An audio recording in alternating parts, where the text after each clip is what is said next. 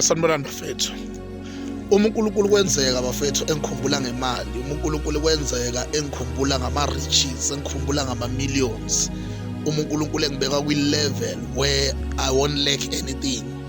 Ngifuna nibuye kule video lena nizongikhumbuza into engayisho.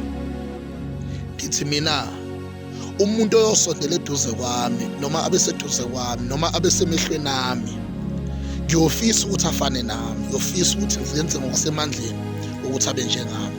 I won't allow ukuthi umuntu oseduze kwami ahlupheke noma angabi kwi-level engikuyo. Uma kungenzeka uNkulunkulu angikhumbule, ngikhumbule uNkulunkulu bese usondezela abantu engizobenza babe yilento nawe ozobe usungenze yona, ngoba lawo mandla lawo ozobe unginikeze yona kuyobe kuyiwo ekuyofanele ngenze ngawo laba abanye. Khumbule Nkosi ngama-million akho. God bless you.